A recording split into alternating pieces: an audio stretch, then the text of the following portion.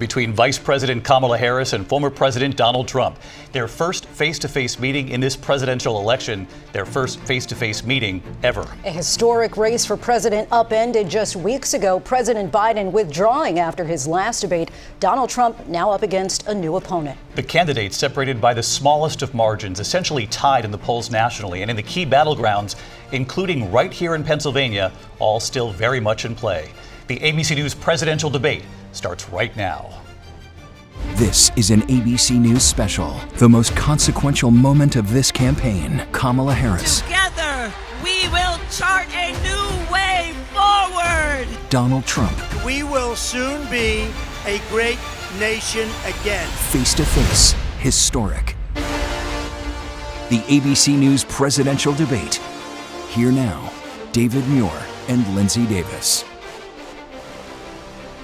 Good evening, I'm David Muir, and thank you for joining us for tonight's ABC News presidential debate. We want to welcome viewers watching on ABC and around the world tonight. Vice President Kamala Harris and President Donald Trump are just moments away from taking the stage in this unprecedented race for president. And I'm Lindsay Davis. Tonight's meeting could be the most consequential event of their campaigns, with Election Day now less than 2 months away. For Vice President Kamala Harris, this is her first debate since President Biden withdrew from the race on July 21st. Of course, that decision followed his debate against President Donald Trump in June. Since then, this race has taken on an entirely new dynamic. And that brings us to the rules of tonight's debate. 90 minutes with 2 commercial breaks. No topics or questions have been shared with the campaigns. The candidates will have 2 minutes to answer questions, and this is the clock. That's what they'll be seeing. 2 minutes for rebuttals and 1 minute for follow-ups, clarifications, or responses. Their microphones will only be turned on when it's their turn to speak. No pre-written notes allowed. There is no audience here tonight in this hall at the National Constitution Center. This is an intimate setting for 2 candidates who have never met. President Trump won the coin toss. He chose to deliver the final closing statement of the evening. Vice President Harris selected the podium to the right. So let's now welcome the candidates to the stage. Vice President Kamala Harris and President Donald Trump.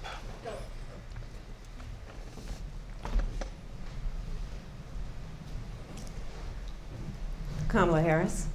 Let's have a good debate. Nice to see you. Have fun. Thank you. Welcome to you both. It's wonderful to have you. It's an honor to have you both here tonight. Good evening. We are looking forward to a spirited and thoughtful debate.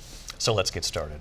I want to begin tonight with the issue that voters repeatedly say is their #1 issue, and that is the economy and the cost of living in this country.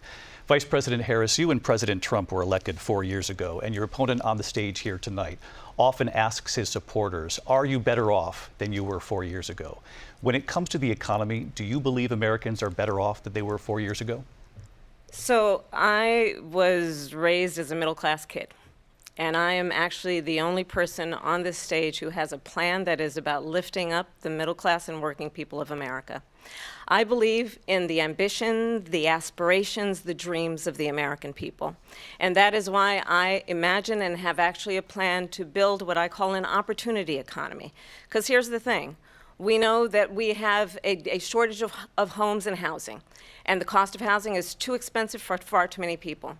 We know that young families need support to raise their children, and I intend on extending a tax cut for those families of $6,000, which is the largest child tax credit that we have given in a long time, so that those young families can afford to buy a crib, buy a car seat, buy clothes for their children.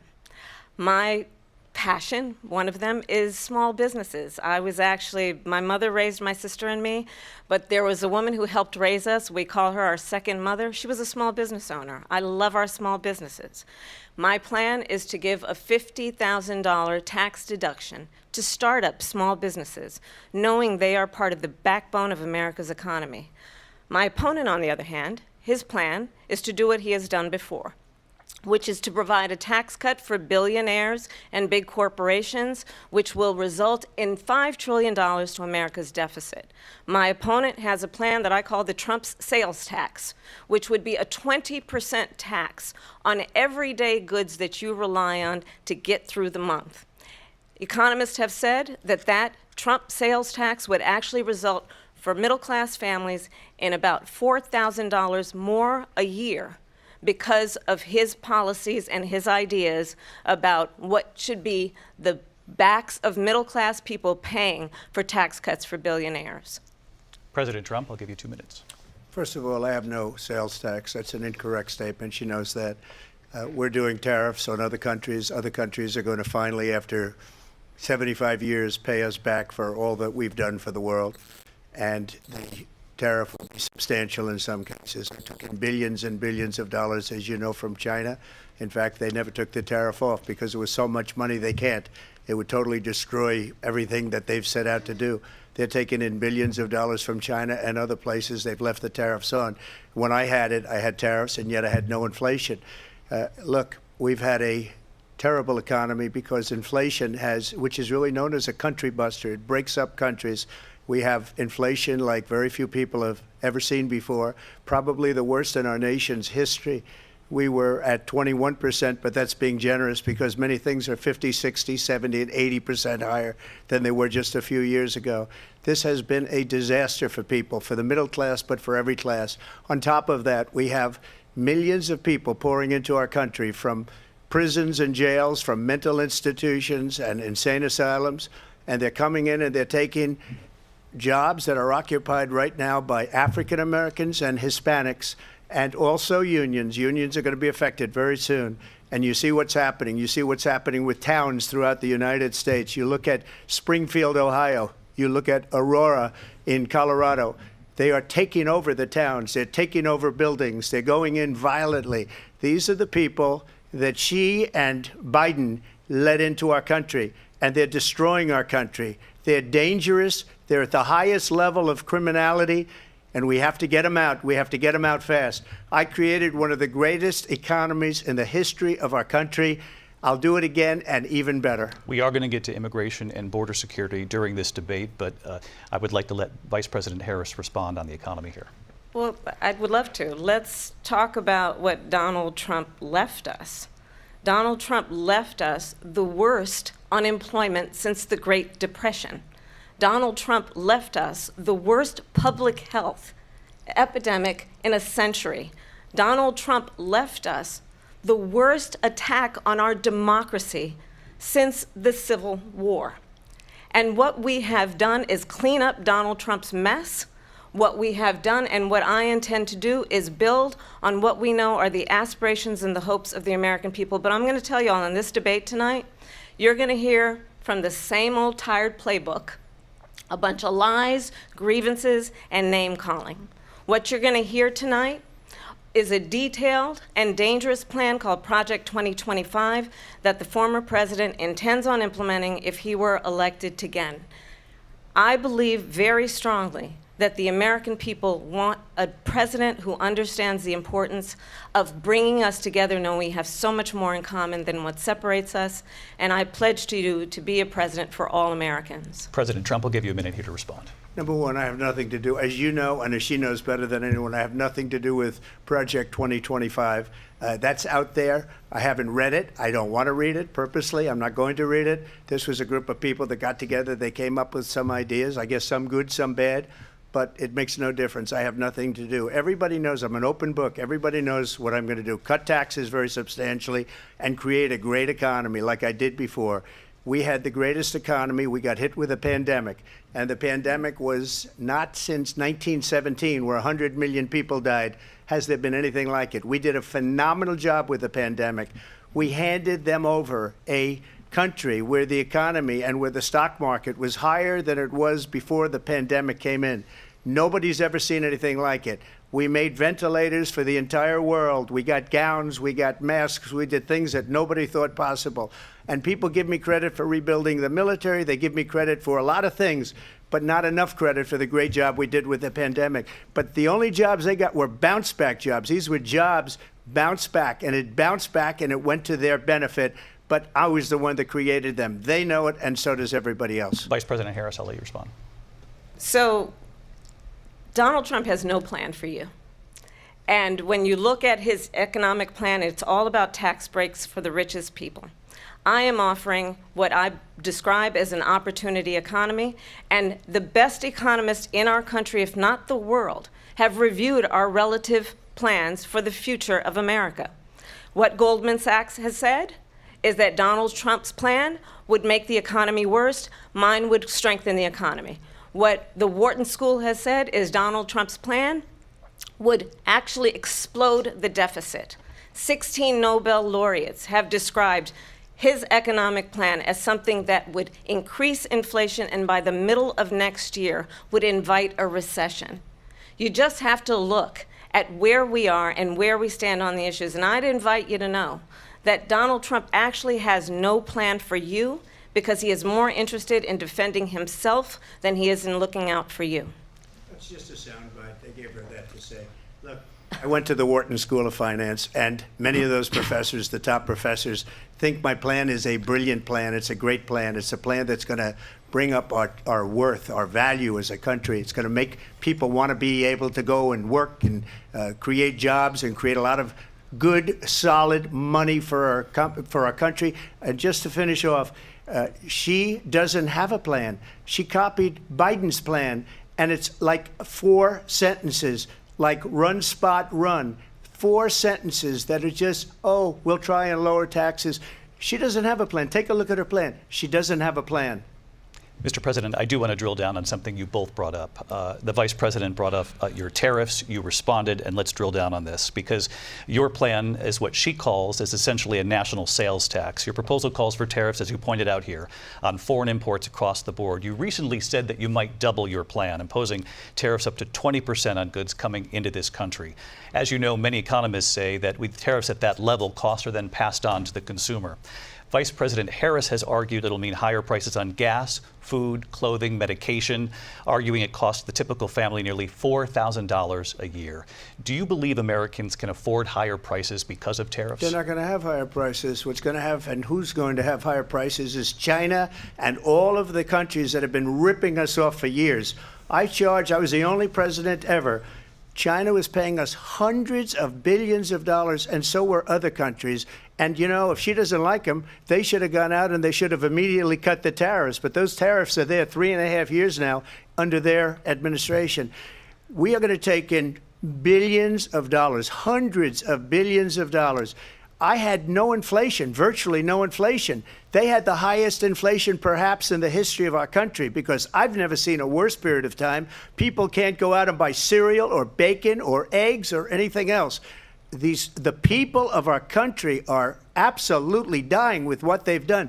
They've destroyed the economy. And all you have to do is look at a poll. The polls say 80 and 85 and even 90% that the Trump economy was great, that their economy was terrible. Vice President Harris, I do want to ask for your response, and you heard what the president said there, because the Biden administration did keep a number of the Trump tariffs in place. So how do you respond?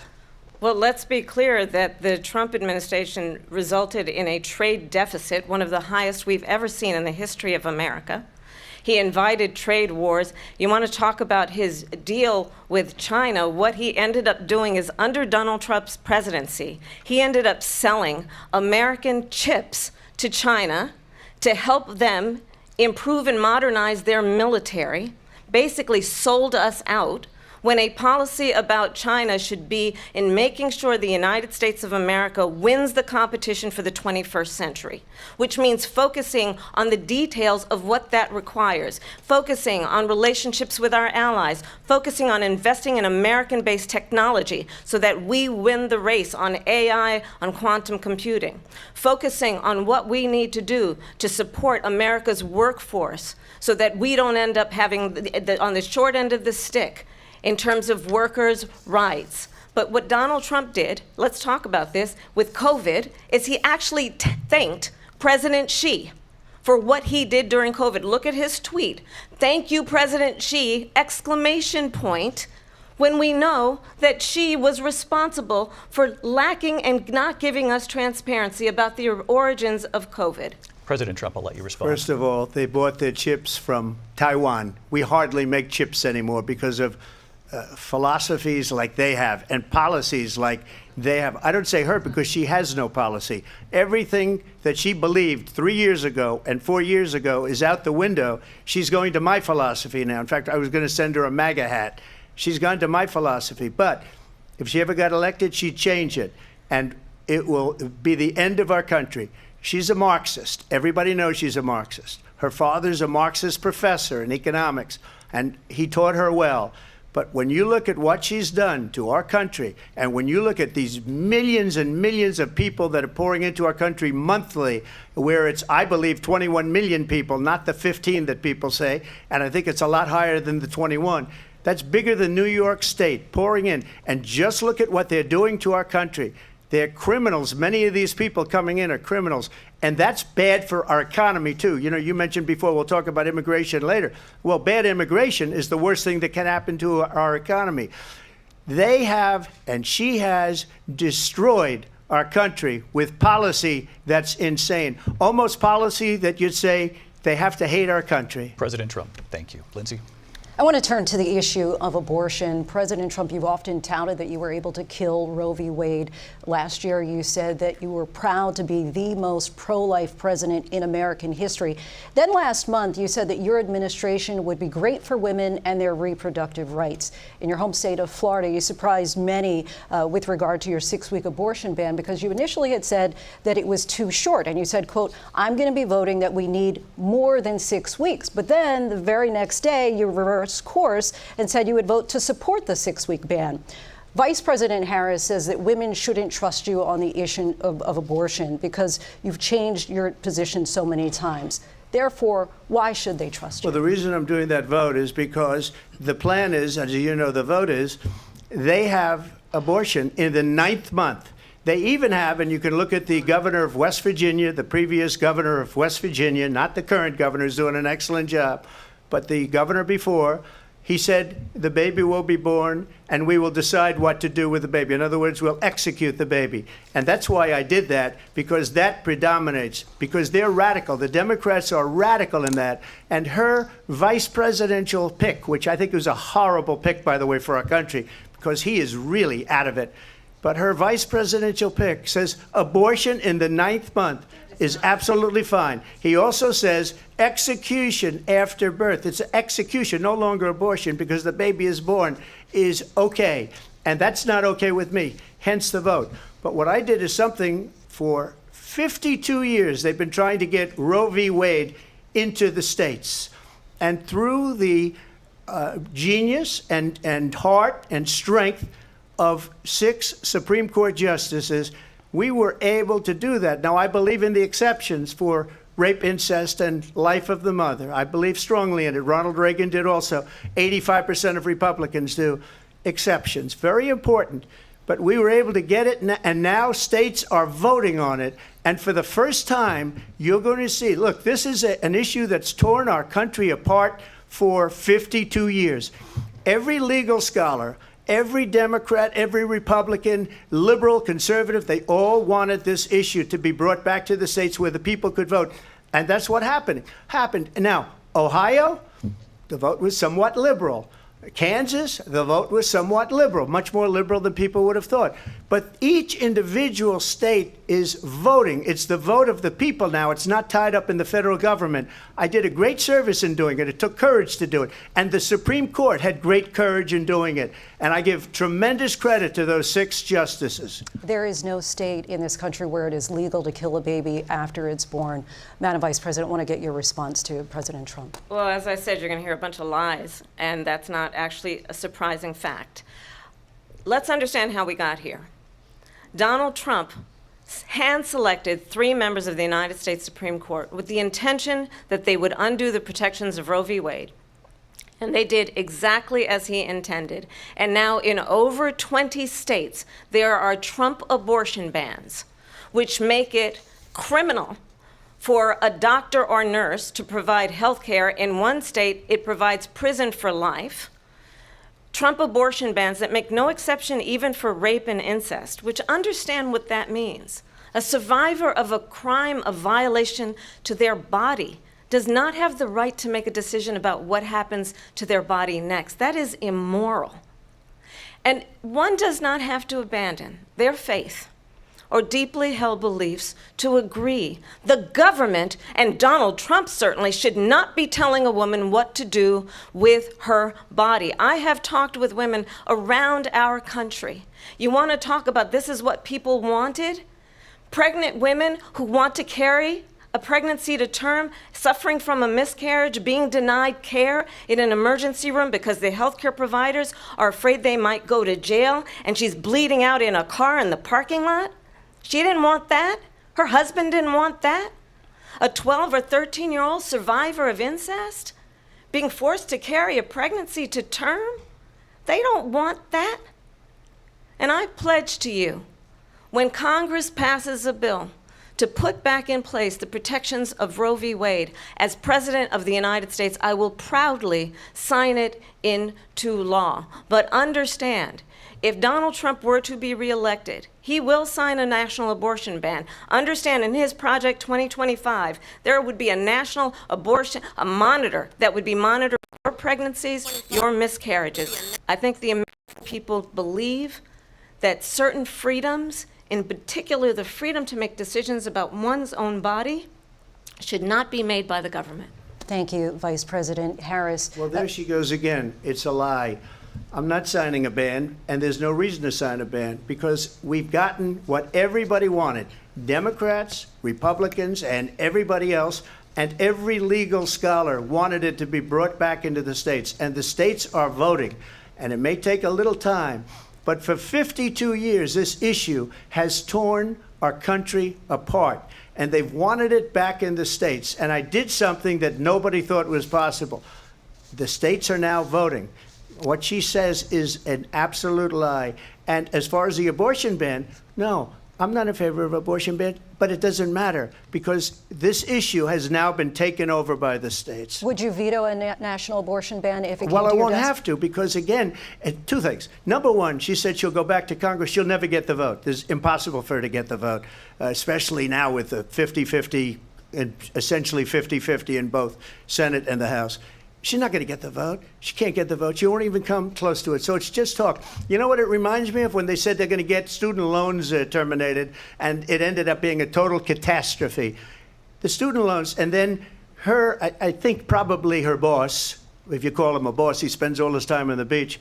But look, her boss went out and said, we'll do it again. We'll do it a different way. And he went out, got rejected again by the Supreme Court. So all these students got taunted with this whole thing about this whole idea. And how unfair that would have been, part of the reason they lost, to the millions and millions of people that had to pay off their student loans. They didn't get it for free. But they were saying it's the same way that they talked about that they talk about abortion. But if I could just get a yes or no, because your running mate, J.D. Vance, has said that you would veto it if it did come to your desk. Well, I didn't discuss it with J.D. In all fairness, J.D., and I don't mind if he has a certain view, but I think he was speaking for me, but I really didn't.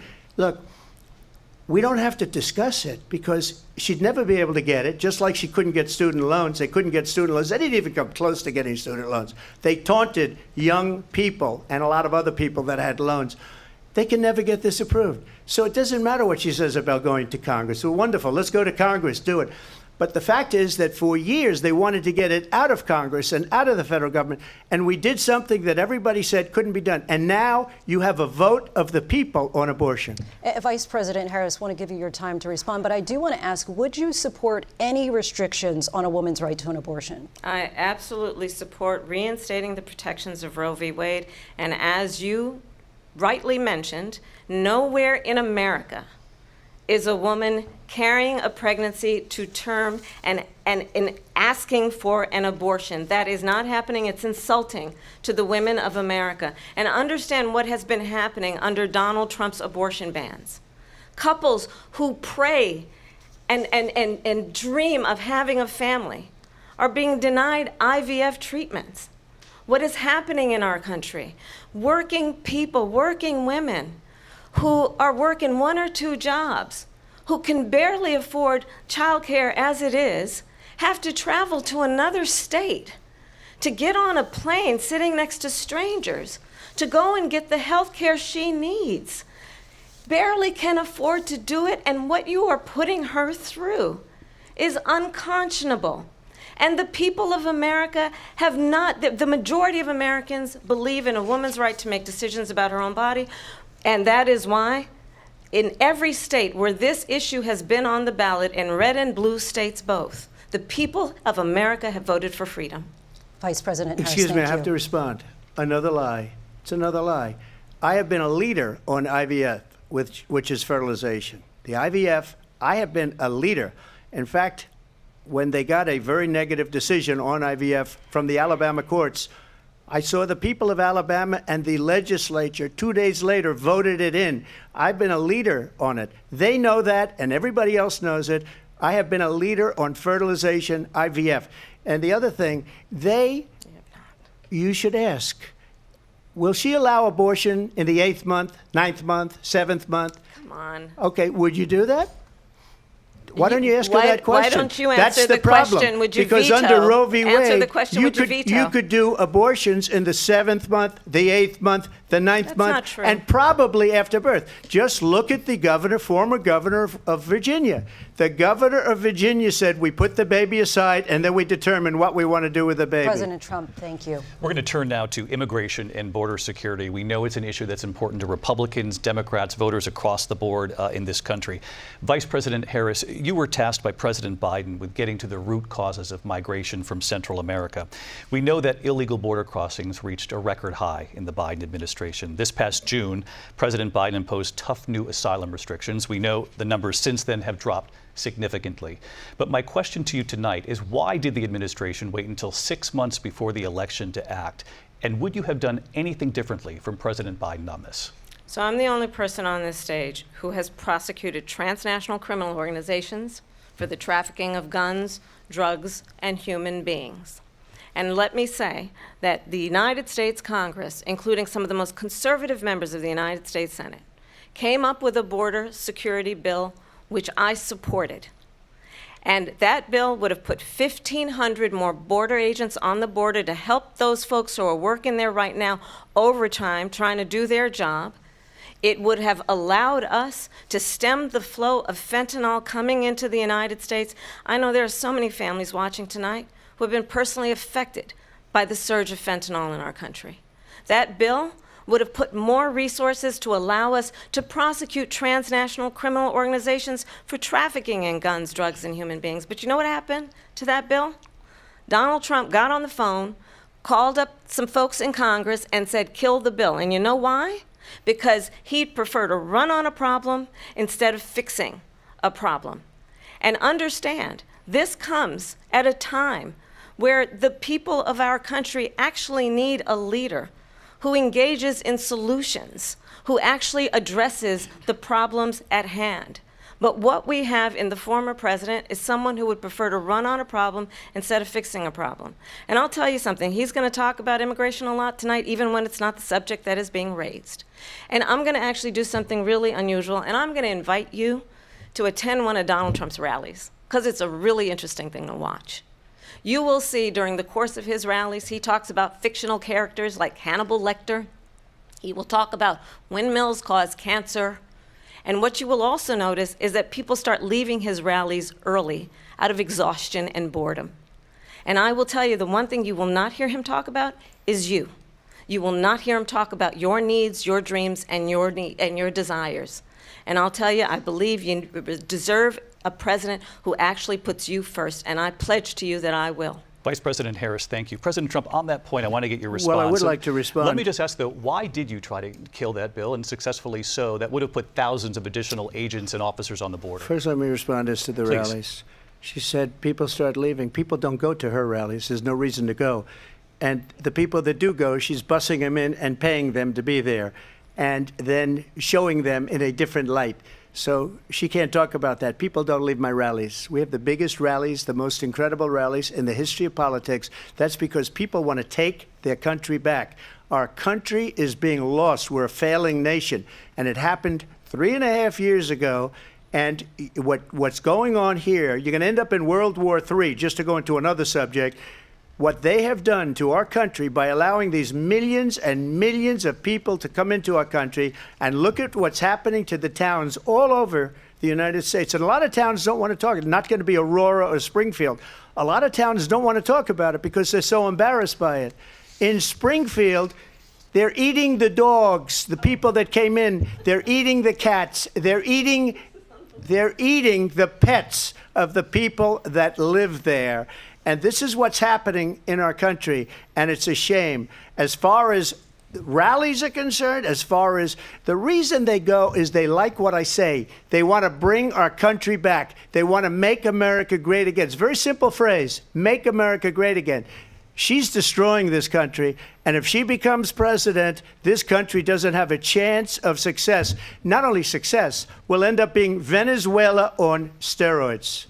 I just want to clarify here. You bring up Springfield, Ohio, and ABC News did reach out to the city manager there. He told us there have been no credible reports of specific claims of pets being harmed, injured, or abused by individuals within the immigrant community. Well, I've seen people on television. Let me just say here, this is the people on television say my dog was taken and used for food. So maybe he said that, and maybe that's a good thing to say for a city manager. I'm not taking this from but television. But the people I'm on taking it from television the city saying their manager. dog was eaten by the people that went there. Again, the Springfield city manager says there's no evidence of that. Vice We'll President find Harris, out. I'll let you respond to the rest of what you've heard. You talk about extreme. This is, I think, one of the reasons why in this election I actually have the endorsement of 200 Republicans who have formerly worked with President Bush, Mitt Romney, and John McCain, including the endorsement of former Vice President Dick Cheney and Congress member Liz Cheney. And if you want to really know the inside track on who the former president is, if he didn't make it clear already, just ask people who have worked with him. His former chief of staff, a 4-star general, has said he has contempt for the Constitution of the United States. His former national security advisor has said he is dangerous and unfit. His former Secretary of Defense has said the nation, the Republic, would never survive another Trump term. And when we listen to this kind of rhetoric, when the issues that affect the American people are not being addressed, I think the choice is clear in this election. President Trump, I'll give you a quick minute to respond here. Thank you, because when I hear that, see, I'm a different kind of a person. I fired most of those people. Not so graciously. They did bad things or a bad job. I fired them. They never fired one person. They didn't fire anybody having to do with Afghanistan and the Taliban and the 13 people whose were just killed, viciously and violently killed. And I got to know the parents and the family. They didn't fire. They should have fired all those generals, all those top people, because that was one of the most incompetently handled situations anybody has ever seen. So when somebody does a bad job, I fire him. And you take a guy like Esper. He was no good. I fired him. So he writes a book. Another one writes a book. Because with me, they can write books. With nobody else can they. But they have done such a poor job, and they never fire anybody. Look at the economy. Look at the inflation. They didn't fire any of their economists. They have the same people. That's a good way not to have books written about you. But just to finish, I got more votes than any Republican in history by far. In fact, I got more votes than any president, sitting president, in history by far. Let me continue on immigration. It was what you wanted to talk about earlier, so let's get back to your deportation proposal that the vice president has reacted to as well. President Trump, you call this the largest domestic deportation operation in the history of our country. You say you would use the National Guard. You say if things get out of control, you'd have no problem using the U.S. military. Police, yes. You also said you would use local police. How would you deport 11 million undocumented immigrants? I know you believe that number is much higher. Take us through this. What does this look like? Will authorities be going door to door in this country? Yeah, it is much higher because of them. They allowed criminals, many millions of criminals. They allowed terrorists. They allowed common street criminals. They allowed people to come in, drug dealers, to come into our country. And they're now in the United States and told by their countries like Venezuela, don't ever come back or we're going to kill you. Do you know that crime in Venezuela and crime in countries all over the world is way down? You know why? Because they've taken their criminals off the street and they've given them to her to put into our country. And this will be one of the greatest mistakes in history for them to allow. And I think they probably did it because they think they're going to get votes, but it's not worth it because they're destroying the fabric of our country by what they've done. There's never been anything done like this at all. They've destroyed the fabric of our country. Millions of people let in. And all over the world, crime is down. All over the world except here. Crime here is up and through the roof. Despite their fraudulent statements that they made, crime in this country is through the roof. And we have a new form of crime. It's called migrant crime. And it's happening at levels that nobody thought possible. President Trump, as you know, the FBI says overall violent crime is actually coming down in this country. But Vice Excuse me, President the Harris, FBI they were defrauding statements. They didn't include the worst cities. They didn't include the cities with the worst crime. It was a fraud, just like their number of 818,000 jobs that they said they created turned out to be a fraud. President Trump, thank you. I'll let you respond, Vice President Harris. Well, I think this is so rich coming from someone who has been prosecuted for national security crimes, economic crimes, election interference, has been found liable for sexual assault, and his next big court appearance is in November at his own criminal sentencing. And let's be clear where each person stands on the issue of what is important about respect for the rule of law and respect for law enforcement. The former vice president called for defunding federal law enforcement, 45,000 agents, get this, on the day after he was arraigned on 34 felony counts. So let's talk about what is important in this race. It is important that we move forward, that we turn the page on this same old tired rhetoric and address the needs of the American people, address what we need to do about the housing shortage, which I have a plan for, address what we must do to support our small businesses, address bringing down the price of groceries. But frankly, the American people are exhausted with this same old tired playbook. Vice President Harris, thank you. Excuse me.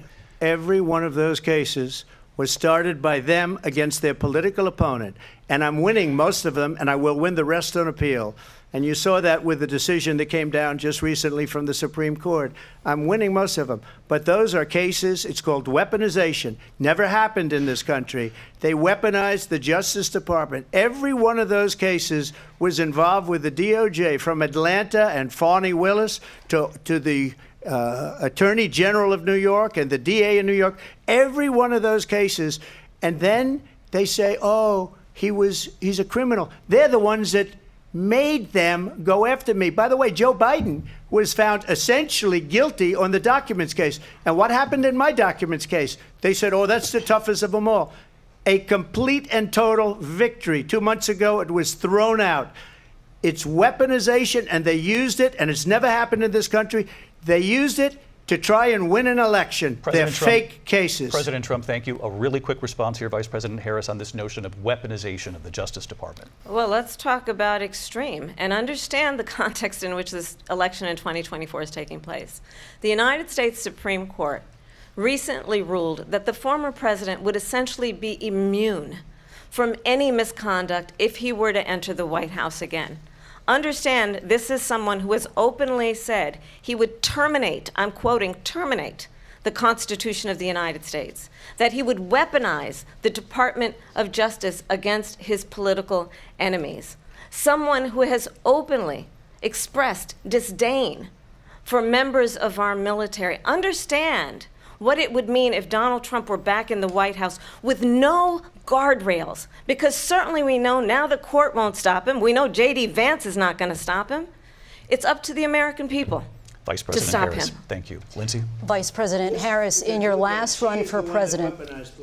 This is the one that weaponized, not me. She weaponized. I probably took a bullet to the head because of the things that they say about me. They talk about democracy. I'm a threat to democracy. They're the threat to democracy with a fake Russia investigation We do have a lot that went nowhere. We have a lot to get to. Lindsay? Vice President Harris, in your last run for president, you said you wanted to ban fracking. Now you don't. You wanted mandatory government buyback programs for assault weapons. Now your campaign says you don't. You supported decriminalizing border crossings. Now you're taking a harder line. I know you say that your values have not changed. So then why have so many of your policy positions changed?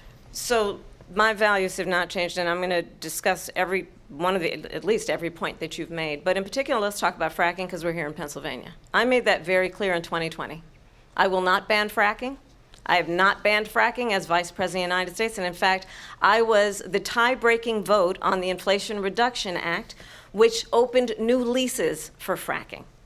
My position is that we have got to invest in diverse sources of energy so we reduce our reliance on foreign oil. We have had the largest increase in domestic oil production in history because of an approach that recognizes that we cannot over-rely on foreign oil. As it relates to my values, let me tell you, I grew up a middle-class kid raised by a hardworking mother who worked and saved and was able to buy our first home when I was a teenager. The values I bring to the importance of home ownership, knowing not everybody got handed $400 million on a silver platter and then filed bankruptcy 6 times, is a value that I bring to my work to say we are going to work with the private sector and home builders to increase 3 million homes, increase by 3 million homes by the end of my first term. My work that is related to having a friend when I was in high school who was sexually assaulted by her stepfather. And my focus then on protecting women and children from violent crime is based on a value that is deeply grounded in the importance of standing up for those who are most vulnerable. My work that is about protecting Social Security and Medicare is based on long-standing work that I have done, protecting seniors from scams. My values have not changed. And what is important is that there is a president who actually brings values and a perspective that is about lifting people up and not beating people down and name-calling. The true measure of the leader is the leader who actually understands the strength is not in beating people down, it's in lifting people up. I intend to be that president. President Trump, your Well, response? first of all, I wasn't given $400 million. I wish I was. My father was a Brooklyn builder, Brooklyn, Queens, and a great father, and I learned a lot from him. But I was given a fraction of that, a tiny fraction, and I built it into many, many billions of dollars, many, many billions. And when people see it, they are even surprised. So we don't have to talk about that. Fracking, she's been against it for 12 years. Defund the police, she's been against that forever. She gave all that stuff up very wrongly, very horribly, and everybody's laughing at it, okay? They're all laughing at it. She gave up at least 12 and probably 14 or 15 different policies. Like, she was big on defund the police. In Minnesota, she went out, wait a minute, I'm talking now, if you don't mind, please. Does that sound familiar? Don't lie. She went out in Minnesota and wanted to let criminals that killed people, that burned down Minneapolis, she went out and raised money to get them out of jail. She did things that nobody would ever think of. Now she wants to do transgender operations on illegal aliens that are in prison. This is a radical left liberal that would do this. She wants to confiscate your guns, and she will never allow fracking in Pennsylvania. If she won the election, fracking in Pennsylvania will end on day one. Just to finish, one thing so important in my opinion. So I got the oil business going like nobody has ever done before. When they took over, they got rid of it, started getting rid of it, and the prices were going up the roof. They immediately let these guys go to where they were. I would have been 5 times, 4 times, 5 times higher, because you're talking about 3.5 years ago.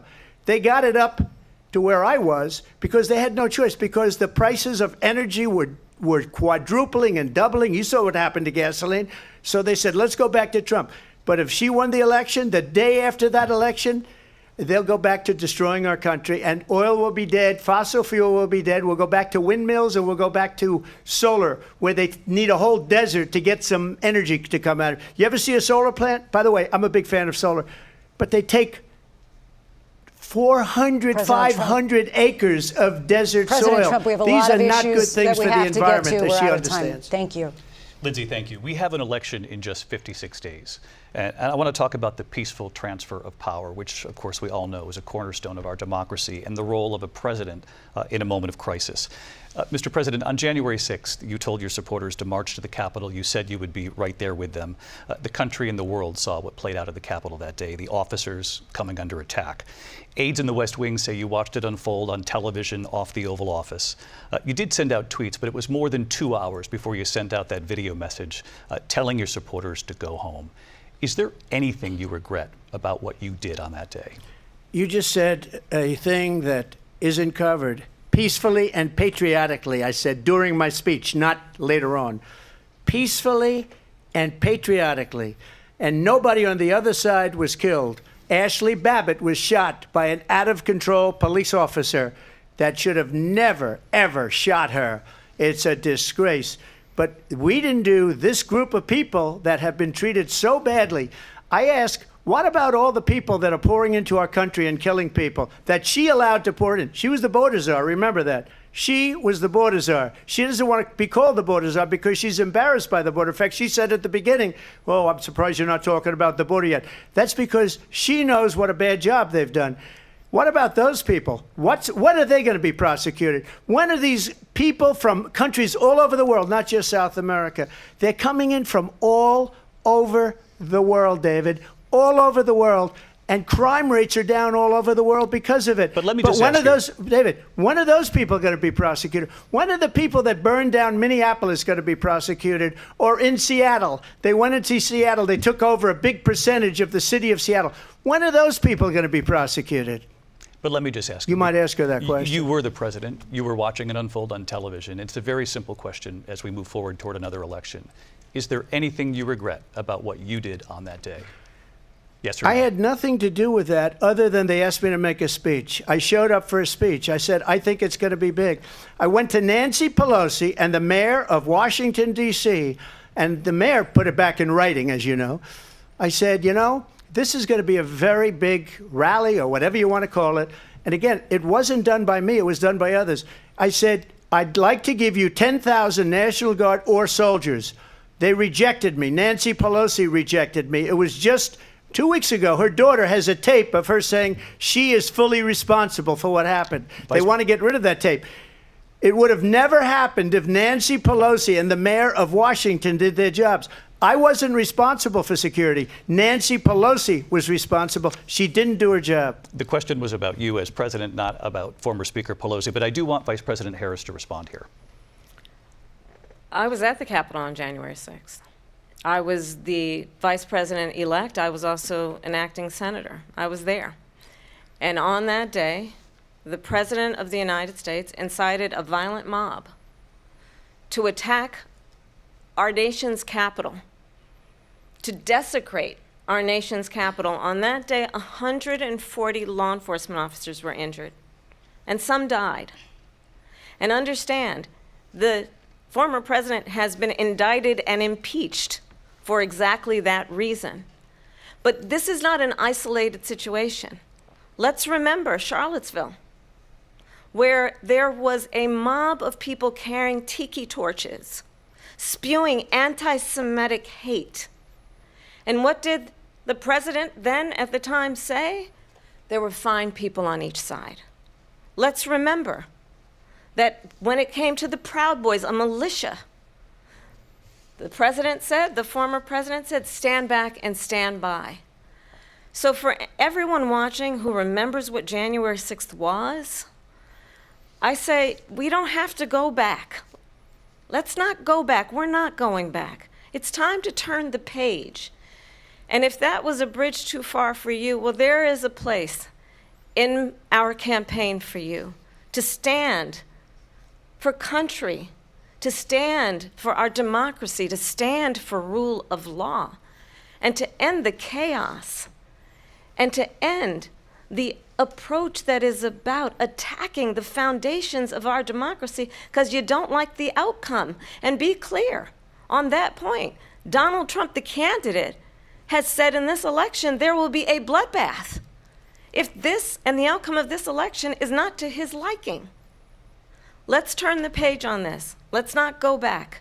Let's chart a course for the future and not go backwards to the past. Let me just follow up here. It was a different term, and it was a term that related to energy because they have destroyed our energy business. That was where Bloodbath was. Also, on Charlottesville, that story has been, as you would say, debunked. Laura Ingraham, Sean Hannity, Jesse, all of these people, they covered it. If they go an extra sentence, they will see it was perfect. It was debunked in almost every newspaper, but they still bring it up, just like they bring 2025 up. They bring all of this stuff up. I ask you this, you talk about the Capitol. Why are we allowing these millions of people to come through on the southern border? How come she's not doing anything? And I'll tell you what I would do, and I would be very proud to do it. I would say we would both leave this debate right now. I'd like to see her go down to Washington, D.C. during this debate because we're wasting a lot of time. Go down to, because she's been so bad, it's so ridiculous. Go down to Washington, D.C. and let her sign a bill to close up the border because they have the right to do it. They don't need bills. They have the right to do it. The President of the United States, you'll get him out of bed, you'll wake him up at 4 o'clock in the afternoon, you'll say, come on down to the office, let's sign a bill. If he signs a bill that the border is closed, all he has to do is say it to the Border Patrol, who are phenomenal. If they do that, the border is closed. Mr. Those President, people are killing many people, unlike J6. We talked immigration here tonight. I do want to focus on this next issue to both of you because it really brings us this into focus, truth in these times that we're living in. Mr. President, for 3.5 years after you lost the 2020 election, you repeatedly falsely claimed that you won, many times saying you won in a landslide. In the past couple of weeks leading up to this debate, you have said, quote, you lost by a whisker, that you, quote, didn't quite make it, that you came up a little bit short. I said that? Are you now acknowledging that you lost in 2020? No, I don't acknowledge that at all. But I you said did that say sarcastically. That. You know that. It was said, oh, we lost by a whisker. That was said sarcastically. Look, there's so much proof. All you have to do is look at it. And they should have sent it back to the legislatures for approval. I got almost 75 million votes, the most votes any sitting president has ever gotten. I was told if I got 63, which was what I got in 2016, you can't be beaten. The election, people should never be thinking about an election as fraudulent. We need two things. We need walls, and we have to have it. We have to have borders, and we have to have good elections. Our elections are bad. And a lot of these illegal immigrants coming in, they're trying to get them to vote. They can't even speak English. They don't even know what country they're in practically. And these people are trying to get them to vote. And that's why they're allowing them to come into our country. I did watch all of these pieces of video. I didn't detect the sarcasm, lost by a whisker. We didn't quite make it. And we should just point out here as clarification, and you know this, you and your allies, 60 cases in front of many judges, many of them Republican. No judge looked at it. And said they there was said no we didn't have widespread fraud. standing. That's the other thing. They said we didn't have standing, a technicality. Can you imagine a system where a person in an election doesn't have standing? The President of the United States doesn't have standing. That's how we lost. If you look at the facts, and I'd love to have you'll do a special on it. I'll show you Georgia, and I'll show you Wisconsin, and I'll show you Pennsylvania, and I'll show you. We have so many facts and statistics, but you know what? That doesn't matter because we have to solve the problem that we have right now. That's old news. And the problem that we have right now is we have a nation in decline, and they have put it into decline. We have a nation that is dying, David. Mr. President, thank you. Vice President Harris, you heard the president there tonight. He said he didn't say that he lost by a whisker. So he still believes he did not lose the election that was won by President Biden and yourself. But I do want to ask you about something that's come up in the last couple of days. This was a post from President Trump about this upcoming election just weeks away. He said, when I win, those people who cheated, and then he lists donors, voters, election officials, he says will be prosecuted to the fullest extent of the law, which will include long-term prison sentences. One of your campaign's top lawyers responded saying, we won't let Donald Trump intimidate us. We won't let him suppress the vote. Is that what you believe he's trying to do here? Donald Trump was fired by 81 million people. So let's be clear about that. And clearly he is having a very difficult time processing that.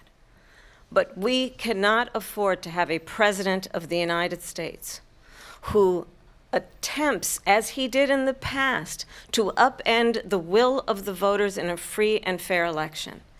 And I'm going to tell you that I have traveled the world as Vice President of the United States, and world leaders are laughing at Donald Trump. I have talked with military leaders, some of whom worked with you, and they say you're a disgrace.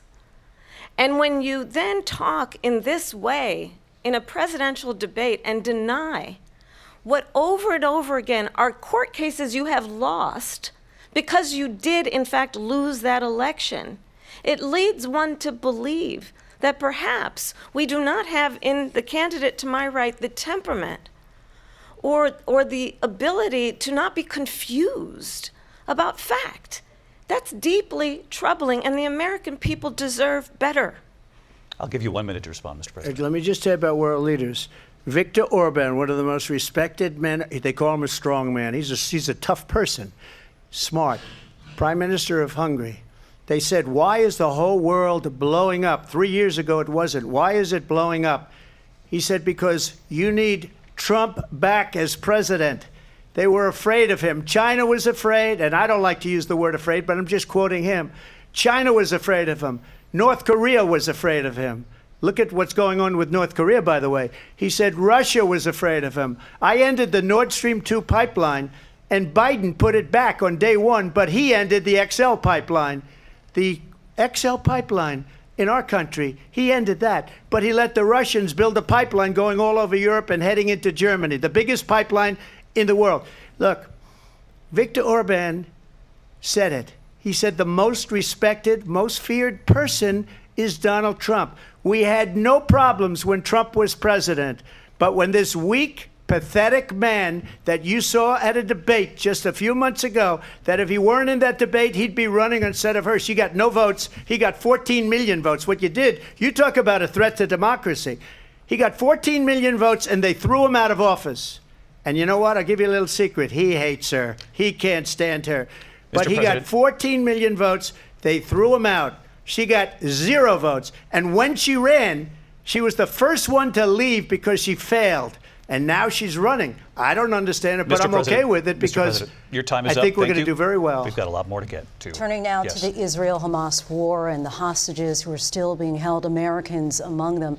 Vice President Harris, in December, you said, quote, Israel has a right to defend itself, but you added, quote, it matters how, saying international humanitarian law must be respected. Israel must do more to protect innocent civilians. You said that 9 months ago. Now an estimated 40,000 Palestinians are dead. Nearly 100 hostages remain. Just last week, Prime Minister Benjamin Netanyahu said there's not a deal in the making. President Biden has not been able to break through the stalemate. How would you do it? Well, let's understand how we got here. On October 7, Hamas, a terrorist organization, slaughtered 1,200 Israelis. Many of them young people who were simply attending a concert. Women were horribly raped. And so absolutely, I said then, I say now, Israel has a right to defend itself. We would. And how it does so matters. Because it is also true, far too many innocent Palestinians have been killed. Children, mothers. What we know is that this war must end. It must end immediately, and the way it will end is we need a ceasefire deal and we need the hostages out. And so we will continue to work around the clock on that. Work around the clock, also understanding that we must chart a course for a two-state solution. And in that solution, there must be security for the Israeli people and Israel, and in equal measure for the Palestinians.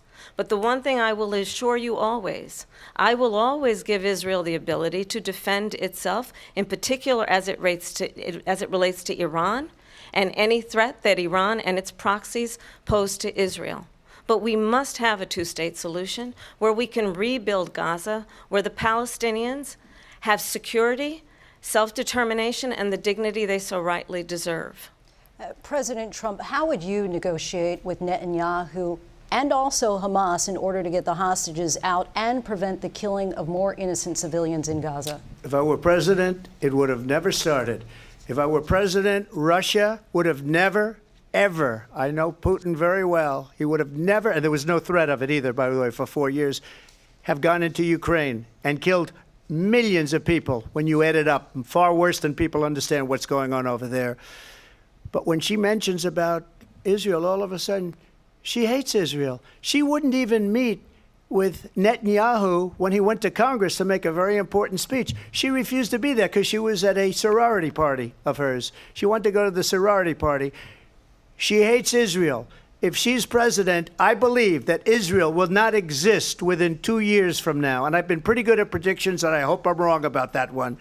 She hates Israel. At the same time, in her own way, she hates the Arab population because the whole place is going to get blown up. Arabs, Jewish people, Israel will be gone.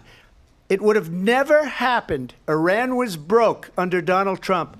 Now Iran has $300 billion because they took off all the sanctions that I had. Iran had no money for Hamas or Hezbollah or any of the 28 different spheres of terror. And they are spheres of terror, horrible terror.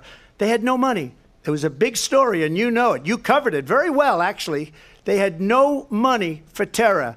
They were broke. Now they're a rich nation. And now what they're doing is they're spreading that money around.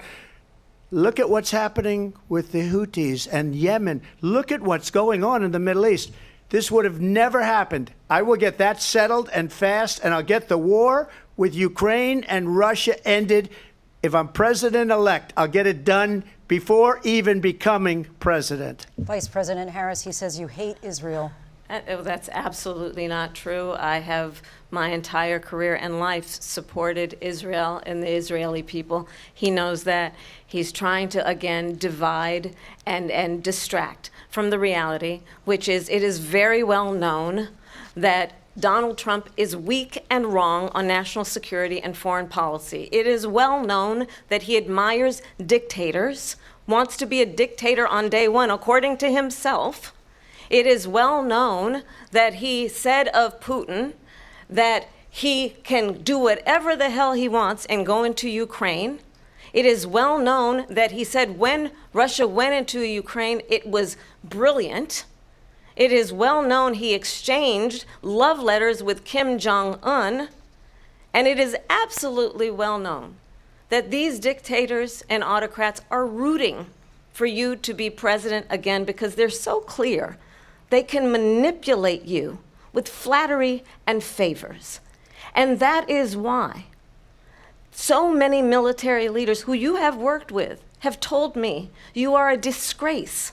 That is why we understand that we have to have a president who is not consistently weak and wrong on Vice national President security, Harris. including the importance of upholding and respecting in highest regard our military. Vice President Harris, thank you. They're the ones, and she's the one that caused it, that's weak on national security by allowing every nation last month for the year, 168 different countries sending people into our country. Their crime rates are way down. Putin endorsed her last week, said, I hope she wins. And I think he meant it because what he's gotten away with is absolutely incredible. It wouldn't have happened with me. The leaders of other countries think that they're weak and incompetent, and they are. They're grossly incompetent. And I just ask one question. Why does Biden go in and kill the Keystone Pipeline and approve the single biggest deal that Russia's ever made, Nord Stream 2, the biggest pipeline anywhere in the world going to Germany and all over Europe? Because they're weak and they're ineffective. And Biden, by the way, President gets paid Trump, a lot of money. Thank you. We have a lot of issues to get to. We'll be right back with much more of this historic ABC News presidential debate from the National Constitution Center right here in Philadelphia. Back in a moment.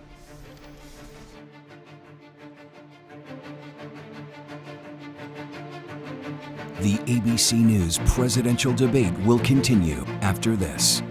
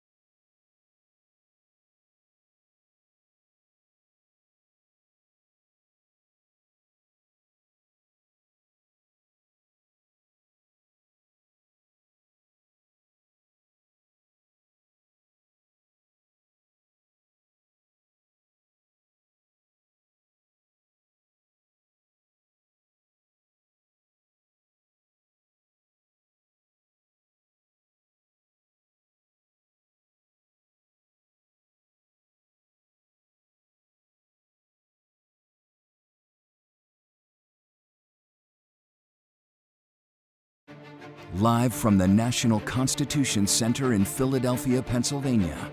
Here again, David Muir and Lindsay Davis.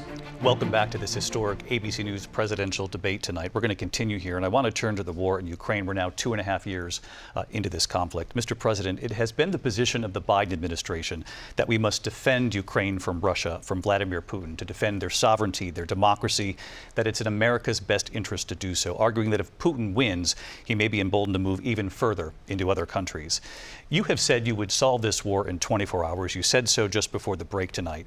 How exactly would you do that? And I want to ask you a very simple question tonight. Do you want Ukraine to win this war? I want the war to stop. I want to save lives that are being uselessly, people being killed by the millions. It's the millions. It's so much worse than the numbers that you're getting, which are fake numbers.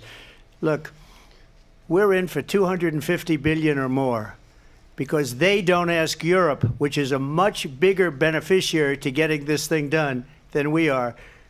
They're in for $150 billion less because Biden and you don't have the courage to ask Europe like I did with NATO.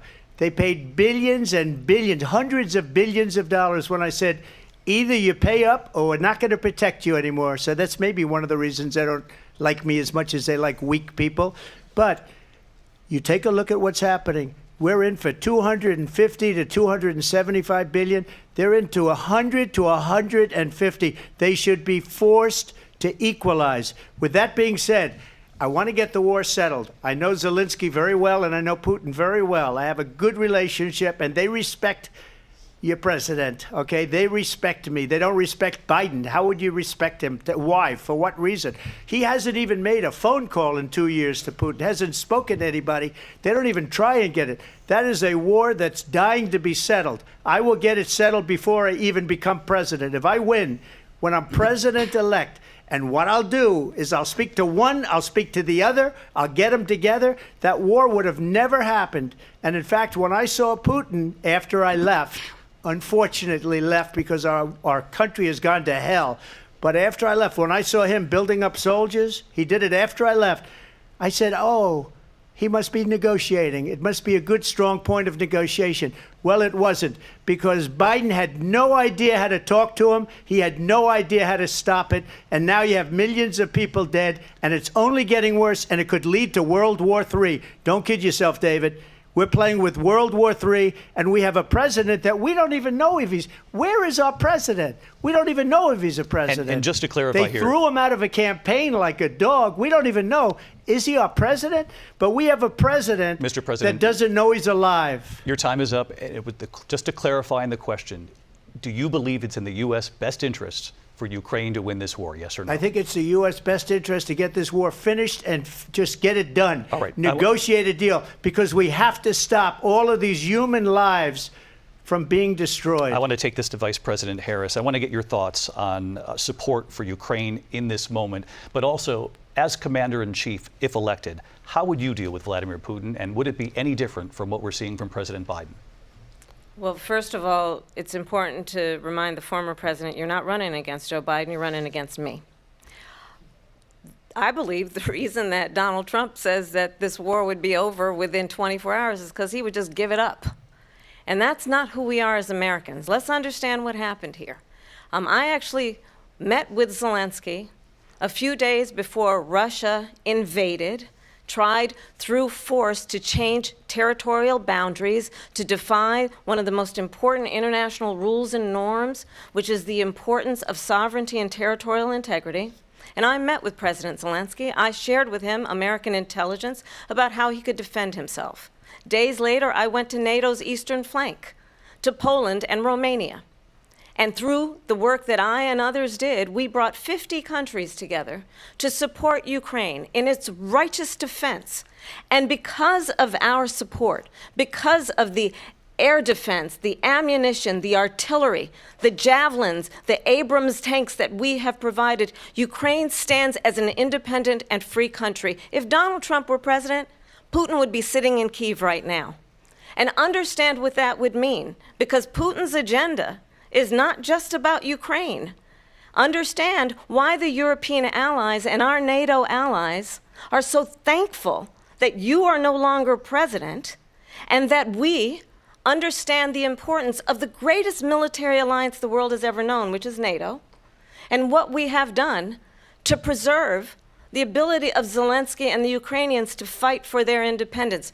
Otherwise, Putin would be sitting in Kyiv with his eyes on the rest of Europe, starting with Poland. And why don't you tell the 800,000 Polish Americans right here in Pennsylvania how quickly you would give up for the sake of favor and what you think is a friendship with what is known to be a dictator who would eat you for lunch. Vice President Harris, thank you. We've heard from both of you on Ukraine tonight. Afghanistan came up in the last hour. I wanted her to respond to something you said earlier, and please, I'll give you a minute here. Putin would be sitting in Moscow, and he wouldn't have lost 300,000 men and women, but he would have been sitting in Moscow. Quiet, please. He would have been sitting in Moscow much happier than he is right now. But eventually, you know, he's got a thing that other people don't have. He's got nuclear weapons. They don't ever talk about that. He's got nuclear weapons. Nobody ever thinks about that. And eventually, maybe he'll use them, and maybe he hasn't been that threatening, but he does have that. Something we don't even like to talk about. Nobody likes to talk about it. But just so you understand, they sent her to negotiate peace before this war started. 3 days later, he went in and he started the war because everything they said was weak and stupid. They said the wrong things. That war should have never started. She was the emissary. They sent her in to negotiate with Zelensky and Putin, and she did. And the war started 3 days later. And that's the kind of talent we have with her. She's worse than Biden. In my opinion, I think he's the worst president in the history of our country. She goes down as the worst vice president in the history of our country. But let me tell you something. She is a horrible negotiator. They sent her in to negotiate. As soon as they left, Putin did the invasion. President Trump, thank you. You did bring up something. You said she went to negotiate with Vladimir Putin. Vice President Harris, have you ever met Vladimir Putin? Can you clarify tonight? Yet again, I said it at the beginning of this debate, you're going to hear a bunch of lies coming from this fellow. And that is another one. When I went to meet with President Zelensky, I've now met with him over 5 times. The reality is it has been about standing as America always should, as a leader upholding international rules and norms, as a leader who shows strength, understanding that the alliances we have around the world are dependent on our ability to look out for our friends and not favor our enemies because you adore strongmen instead of caring about democracy. And that is very much what is at stake here. The President of the United States is commander-in-chief. And the American people have a right to rely on a president who understands the significance of America's role and responsibility in terms of ensuring that there is stability and ensuring we stand up for our principles and not sell them for the benefit of personal flattery. We've talked about Ukraine and Vladimir Putin. I do want to talk about Afghanistan. It came up in the first hour of this debate.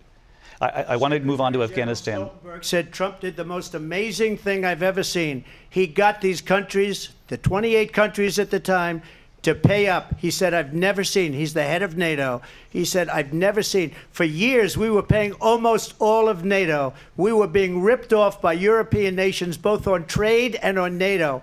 I got them to pay up by saying one of the statements you made before, if you don't pay, we're not going to protect you. President Otherwise, Trump. we would have never gotten it. He said it was one of the most incredible jobs that he's ever seen done. Thank you. I want to turn to Afghanistan. It came up in the first hour of the debate, and we witnessed a poignant moment today on Capitol Hill, honoring the soldiers who died in the chaotic withdrawal from Afghanistan. I do want to ask the Vice President, do you believe you bear any responsibility in the way that withdrawal played out? Well, I will tell you, I agreed with President Biden's decision to pull out of Afghanistan. 4 presidents said they would, and Joe Biden did. And as a result, America's taxpayers are not paying the $300 million a day we were paying for that endless war. And as of today, there is not one member of the United States military who is in active duty in a combat zone in any war zone around the world, the first time this century. But let's understand how we got to where we are. Donald Trump, when he was president, negotiated one of the weakest deals you can imagine. He calls himself a deal maker. Even his national security advisor said it was a weak, terrible deal. And here's how it went down. He bypassed the Afghan government. He negotiated directly with a terrorist organization called the Taliban. The negotiation involved the Taliban getting 5,000 Taliban terrorists released. And get this, and the president at the time invited the Taliban to Camp David, a place of storied significance for us as Americans, a place where we honor the importance of American diplomacy, where we invite and receive respected world leaders. And this former president, as president, invited them to Camp David because he does not again appreciate the role and responsibility of the President of the United States to be commander-in-chief with a level of respect. And this gets back to the point of how he has consistently disparaged and demeaned members of our military, fallen soldiers, and the work that we must do to uphold the strength and the respect of the United States of America around the world. Vice President Harris, thank you. President Trump, your response to her saying that you began the negotiations with the Taliban. So if you take a look at that period of time, the Taliban was killing our soldiers, a lot of them, with snipers. And I got involved with the Taliban because the Taliban was doing the killing. That's the fighting force within Afghanistan. They don't bother doing that because, they deal with the wrong people all the time. But I got involved. And Abdul is the head of the Taliban. He is still the head of the Taliban. And I told Abdul, don't do it anymore. You do it anymore, you're going to have problems. And he said, why do you send me a picture of my house? I said, you're going to have to figure that out, Abdul. And for 18 months, we had nobody killed. We did have an agreement negotiated by Mike Pompeo. It was a very good agreement. The reason it was good, we were getting out. We would have been out faster than them, but we wouldn't have lost the soldiers. We wouldn't have left many Americans behind, and we wouldn't have left $85 billion worth of brand new, beautiful military equipment behind. And just to finish, they blew it. The agreement said you have to do this, and they didn't do it.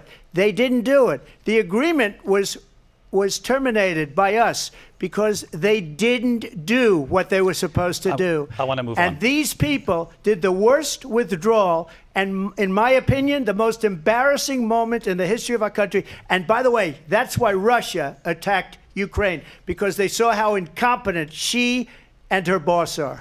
President Trump, thank you. I want to move on now to race and politics in this country. Mr. President, you recently said of Vice President Harris, quote, I didn't know she was black until a number of years ago when she happened to turn black, and now she wants to be known as black.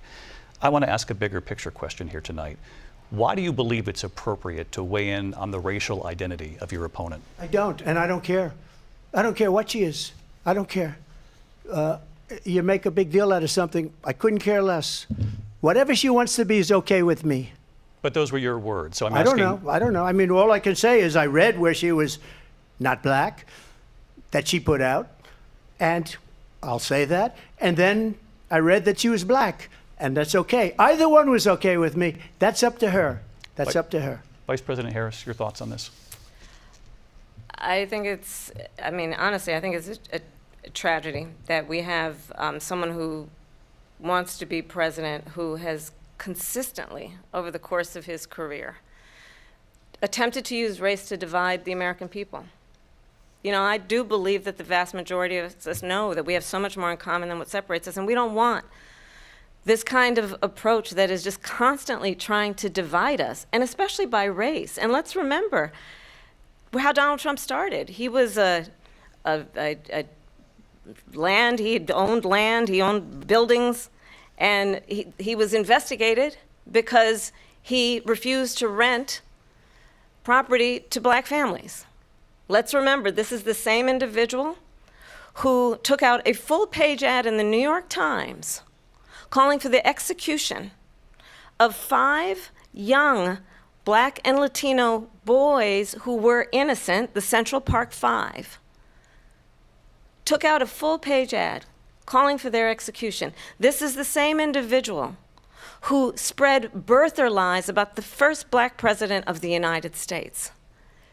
And I think the American people want better than that, want better than this, want someone who understands, as I do, I travel our country. We see in each other a friend. We see in each other a neighbor. We don't want a leader who is constantly trying to have Americans point their fingers at each other. I meet with people all the time who tell me, can we please just have discourse about how we're going to invest in the aspirations and the ambitions and the dreams of the American people? Knowing that regardless of people's color or the language their grandmother speaks, we all have the same dreams and aspirations and want a president who invests in those, not in hate and division. Vice President Harris, thank you. Lindsay? President Trump, this is now your third time. This is the most divisive presidency in the history of our country. There's never been anything like it. They're destroying our country, and they come up with things like what she just said. Going back many, many years, when a lot of people, including Mayor Bloomberg, agreed with me on the Central Park Five, they admitted, they said, they pled guilty. And I said, well, if they pled guilty, they badly hurt a person, killed a person ultimately. And if they pled guilty, then they pled, we're not guilty.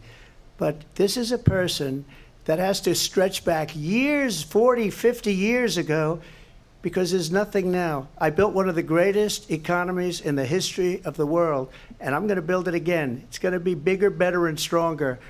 But they're destroying our economy. They have no idea what a good economy is. Their oil policies, every single policy. And remember this, she is Biden. You know, she's trying to get away from Biden. I don't know the gentleman, she says. She is Biden. The worst inflation we've ever had, a horrible economy because inflation has made it so bad, and she can't get away with that. Thank you. Your time is up, I Lindsay. want to respond to that, though. I want to just respond briefly. Clearly, I am not Joe Biden, and I am certainly not Donald Trump. And what I do offer is a new generation of leadership for our country, one who believes in what is possible, one who brings a sense of optimism about what we can do instead of always disparaging the American people. I believe in what we can do to strengthen our small businesses, which is why I have a plan. Let's talk about our plans and let's compare the plans. I have a plan to give startup businesses $50,000 tax deduction, to pursue their ambitions, their innovation, their ideas, their hard work. I have a plan, $6,000 for young families for the first year of your child's life, to help you in that most critical stage of your child's development. I have a plan that is about allowing people to be able to pursue what has been fleeting in terms of the American dream by offering a help with down payment of $25,000 down payment assistance for first-time home buyers. That's the kind of conversation, I believe, David, that people really want tonight, as opposed to a conversation that is constantly about belittling and name-calling. Let's turn the page Vice President and move Harris, forward. thank you. Let's turn to policy. President Let's turn Trump, back we to have policy. to move on. President Trump, Let's turn to policy, She please. has a plan to defund the police. She has a plan to confiscate everybody's gun. President Trump, she we has do a have to plan move to on to not other allow issues. fracking in Pennsylvania or anywhere else. Okay. Thank you, That's Mr. what her President. plan is until just recently. I just need Lindsay, to go ahead. respond President because Trump, no, the President former Trump, president has said no, I'm something sorry. twice that I need to No, respond to. I'm sorry. I We're just going need to to move on, respond Vice one President time Harris. to what he has President said Trump, this is multiple now times. your Yes. third time running for president. You have long vowed to repeal and replace the Affordable Care Act, also known as Obamacare. You have failed to accomplish that. You now say you're going to keep Obamacare, quote, unless we can do something much better. Last month, you said, quote, we're working on it. So tonight, 9 years after you first started running, do you have a plan, and can you tell us what it is? Obamacare was lousy health care, always was. It's not very good today. And what I said, that if we come up with something, and we are working on things, we're going to do it and we're going to replace it. But remember this, I inherited Obamacare because Democrats wouldn't change it. They wouldn't vote for it. They were unanimous. They wouldn't vote to change it. If they would have done that, we would have had a much better plan than Obamacare. But the Democrats came up, they wouldn't vote for it. I had a choice to make when I was president. Do I save it and make it as good as it can be, never going to be great, or do I let it rot? And I felt I had an obligation, even though politically it would have been good to just let it rot and let it go away. I decided, and I told my people, the top people, and they're very good people. I have a lot of good people in that administration. We read about the bad ones. We had some real bad ones too, and so do they. They have really bad ones. The difference is they don't get rid of them. But let me just explain. I had a choice to make. Do I save it and make it as good as it can be, or do I let it rot? And I saved it. I did the right thing. But it's still never going to be great, and it's too expensive for people. And what we will do is we're looking at different plans. If we can come up with a plan that's going to cost our people, our population, less money and be better health care than Obamacare, then I would absolutely do it. But until then, I'd run it as good as it can be run. So just a yes or no, you still do not have a plan? I have concepts of a plan. I'm not president right now. But if we come up with something, I would only change it if we come up with something that's better and less expensive. And there are concepts and options we have to do that. And you'll be hearing about it in the not-too-distant future. Vice President Harris, in 2017, you supported Bernie Sanders' proposal to do away with private insurance and create a government-run healthcare system. 2 years later, you proposed a plan that included a private insurance option. What is your plan today? Well, first of all, I absolutely support, and over the last 4 years as vice president, private healthcare options. But what we need to do is maintain and grow the Affordable Care Act. But I'll get to that, Lindsay. I just need to respond to a previous point that the former president has made. I've made very clear my position on fracking. And then this business about taking everyone's guns away. Tim Walz and I are both gun owners. We're not taking anybody's guns away. So stop with the continuous lying about this stuff. As it relates to the Affordable Care Act, understand, just look at the history to know where people stand. When Donald Trump was president, 60 times he tried to get rid of the Affordable Care Act. 60 times. I was a senator at the time when I will never forget the early morning hours when it was up for a vote in the United States Senate. And the late, great John McCain, who you have disparaged as being, you don't like him, you said, at the time because he got caught. He was an American hero. The late, great John McCain, I will never forget that night, walked onto the Senate floor and said, no, you don't. No, you don't. No, you don't get rid of the Affordable Care Act. You have no plan. And what the Affordable Care Act has done is eliminate the ability of insurance companies to deny people with pre-existing conditions. I don't have to tell the people watching tonight, you remember what that was like? Remember when an insurance company could deny if a child had asthma, if someone was a breast cancer survivor, if a grandparent had diabetes? And thankfully, as I've been vice president and we over the last 4 years have strengthened the Affordable Care Act, we have allowed for the first time Medicare to negotiate drug prices on behalf of you, the American people. Donald Trump said he was going to allow Medicare to negotiate drug prices. He never did. We did. And now we have capped the cost of insulin at $35 a month. Since I've been vice president, we have capped the cost of prescription medication for seniors at $2,000 a year. And when I am president, we will do that for all people, understanding that the value I bring to this is that access to health care should be a right and not just a privilege of those who can afford it. And the plan has to be to strengthen the Affordable Care Act, not get rid of it. Vice Fastest President prologue Harris, in thank terms you. of where Donald Trump stands on that. I want to move to an issue that's important for a She lot made of... a mistake. At number one, John McCain fought Obamacare for 10 years. But it wasn't only him. It were all of the Democrats that kept it going. And you know what? We can do much better than Obamacare, much less money. But she won't improve private insurance for people, private medical insurance. That's another thing she doesn't want to give. President People Trump- are paying privately for insurance that have worked hard and made money, and they want to have private. She wants everybody to be on government insurance where you wait 6 months for an operation that you need immediately. President Trump, thank you. We have another issue that we'd like to get to that's important for a number of Americans, in particular younger voters, and that's climate change. President Trump, with regard to the environment, you say that we have to have clean air and clean water. Vice President Harris, you call climate change an existential threat. The question to you both tonight is, what would you do to fight climate change? And Vice President Harris, we'll start with you. 1 minute for you each. Well, the former president had said that climate change is a hoax. And what we know is that it is very real. You ask anyone who lives in a state who has experienced these extreme weather occurrences, who now is either being denied home insurance or it's being jacked up. You ask anybody who has been the victim of what that means in terms of losing their home, having nowhere to go.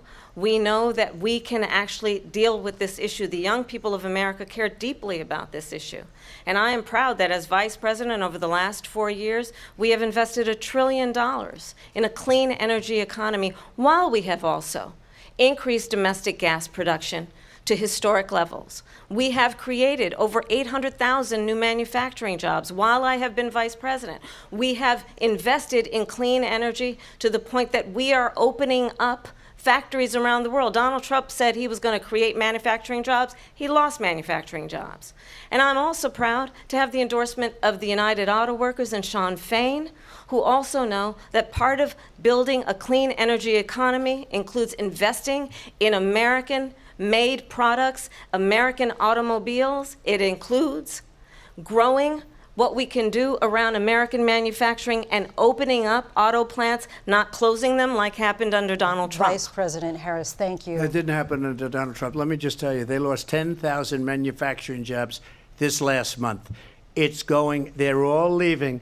They're building big auto plants in Mexico, in many cases owned by China. They're building these massive plants, and they think they're going to sell their cars into the United States because of these people.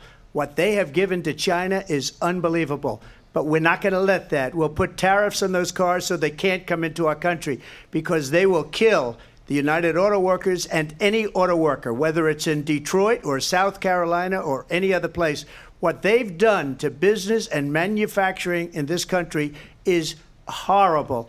We have nothing because they refuse. You know, Biden doesn't go after people because supposedly China paid him millions of dollars. He's afraid to do it. Between him and his son, they get all this money from Ukraine. They get all this money from all of these different countries. And then you wonder, why is he so loyal to this one, that one, Ukraine, China? Why is he? Why did he get $3.5 million from the mayor of Moscow's wife? Why did she pay him $3.5 million? This is a crooked administration, and they're selling our country down the tubes. President Trump, thank you. Thank you. We'll be right back with closing statements from both of our candidates. An historic night, this ABC News presidential debate from Philadelphia. Back in a moment.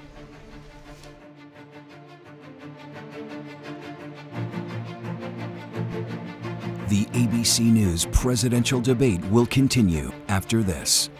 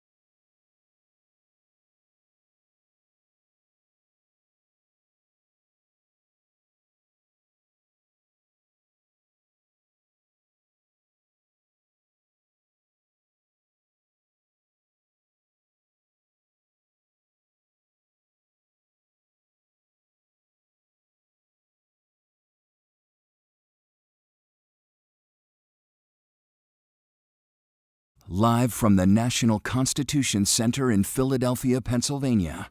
Here again, David Muir and Lindsay Davis. Welcome back tonight. The time has come for closing statements, and Vice President Harris, we begin with you.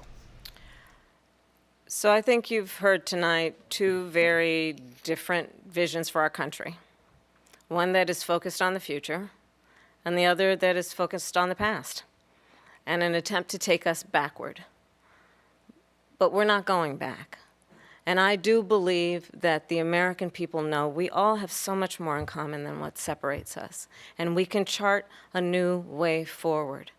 And a vision of that includes having a plan, understanding the aspirations, the dreams, the hopes, the ambition of the American people, which is why I intend to create an opportunity economy, investing in small businesses, in new families, in what we can do around protecting seniors, what we can do that is about giving hardworking folks a break and bringing down the cost of living. I believe in what we can do together that is about sustaining America's standing in the world and ensuring that we have the respect that we so rightly deserve, including respecting our military and ensuring we have the most lethal fighting force in the world. I will be a president that will protect our fundamental rights and freedoms, including the right of a woman to make decisions about her own body and not have her government tell her what to do. I'll tell you, I started my career as a prosecutor. I was a DA, I was an attorney general, a United States senator, and now vice president. I've only had one client, the people. And I'll tell you, as a prosecutor, I never asked a victim or a witness, are you a Republican or a Democrat? The only thing I ever asked them, are you okay? And that's the kind of president we need right now. Someone who cares about you and is not putting themselves first. I intend to be a president for all Americans and focus on what we can do over the next 10 and 20 years to build back up our country by investing right now in you, the American people. Vice President Harris, thank you. President Trump? So she just started by saying she's going to do this, she's going to do that, she's going to do all these wonderful things. Why hasn't she done it? She's been there for 3.5 years. They've had 3.5 years to fix the border. They've had 3.5 years to create jobs and all the things we talked about. Why hasn't she done it? She should leave right now, go down to that beautiful White House, go to the Capitol, get everyone together and do the things you want to do, but you haven't done it, and you won't do it because you believe in things that the American people don't believe in. You believe in things like we're not going to frack, we're not going to take fossil fuel, we're not going to do things that are going to make this country strong, whether you like it or not. Germany tried that, and within 1 year they were back to building normal energy plants. We're not ready for it. We can't sacrifice our country for the sake of bad vision. But I just ask one simple question. Why didn't she do it? We're a failing nation. We're a nation that's in serious decline. We're being laughed at all over the world. All over the world, they're laughed. I know the leaders very well. They're coming to see me. They call me. We're laughed at all over the world. They don't understand what happened to us as a nation. We're not a leader. We don't have any idea what's going on. We have wars going on in the Middle East. We have wars going on with Russia and Ukraine. We're going to end up in a third world war, and it'll be a war like no other because of nuclear weapons, the power of weaponry. I rebuilt our entire military. She gave a lot of it away to the Taliban. She gave it to Afghanistan. What these people have done to our country, and maybe toughest of all, is allowing millions of people to come into our country. Many of them are criminals, and they're destroying our country. The worst president, the worst vice president in the history of our country. President Trump, thank you. And that is our ABC News presidential debate from here in Philadelphia at the National Constitution Center. I'm Lindsay Davis. And I'm David Muir. Thank you for watching here in the U.S. and all over the world, and from all of us here at ABC News. Good night. Thank you very much. Thank you.